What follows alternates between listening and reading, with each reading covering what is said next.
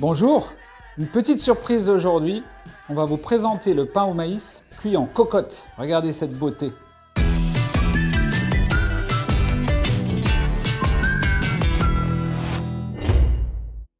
Le matériel, la lame pour faire la signature du boulanger, la coupe, le papier sulfurisé pour poser le pain dessus pour qu'il puisse pousser et cuire, notre petite bassine pour pétrir, notre petite corne et, spécialité du jour, la petite cocotte dans laquelle on va faire pousser et cuire le pain.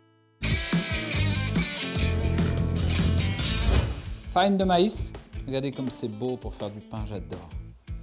La farine de blé, de l'eau, du levain naturel, du sel et de la levure. Je vous rappelle que pour le levain naturel, on a fait un épisode consacré entièrement au levain. Vous pouvez le regarder pour apprendre comment le faire.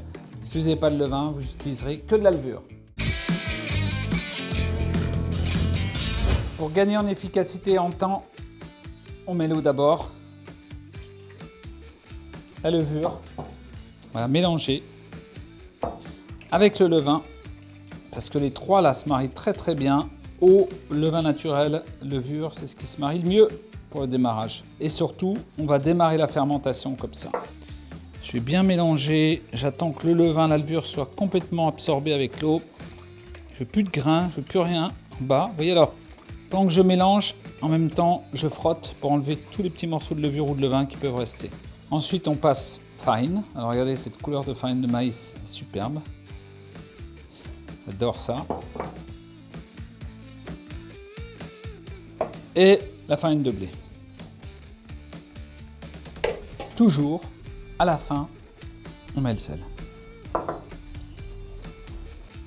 Alors là, vous voyez, j'ai bien mélangé les ingrédients, donc je vais juste incorporer les farines. Ça va me donner des petits grumeaux, mais c'est normal, c'est la farine de maïs qui fait ça. En vrai, ça ne se pétrit pas comme un pain normal, parce que le maïs, il n'y a pas de gluten. Donc, ça ne solidifie pas. Donc ça fait une pâte qui a une texture un peu différente de tout ce qu'on a fait ensemble jusqu'à maintenant. Je vais essayer de lui donner un peu de force, je vais essayer de lui donner un peu de tenue, mais ce n'est pas la même chose. Vous voyez, c'est de la pâte qui part tout seul en vrai. C'est le maïs qui donne cette consistance. Ce qu'on peut faire pour améliorer un peu, c'est juste essayer de la souffler un tout petit peu. Alors je la prends, je la tire pour incorporer un peu d'air à l'intérieur. Mais je n'aurai jamais une consistance très ferme. Hein. Vous voyez, ça c'est ce qu'on appelle souffler. Je ramasse avec mes doigts sur le tour et j'incorpore de l'air à l'intérieur. On va juste mettre un peu d'huile d'olive dans le fond du saladier pour pas que ça colle. Je vais reprendre la pâte. Je vais essayer de la bouler un tout petit peu, si j'y arrive. Et je vais la mettre dans le saladier. Notre pâte, elle a pointé fermentée pendant 45 minutes dans le saladier. Je vais la retourner sur le tour et je vais en faire une boule. Alors, un petit peu de farine, toujours. Je récupère ma pâte sans l'endommager. Je vais, regardez, c'est une pâte qui est très particulière. Je vais ramener toutes les surfaces, toutes les parties au milieu. Je ne peux pas tellement la bouler parce que je l'abîmerai. Mais oui, je ramène tout sur le milieu. C'est ça l'idée. Parce qu'il n'y a pas de gluten. Ici, on a un papier sulfurisé. On va le mettre à l'intérieur de notre cocotte.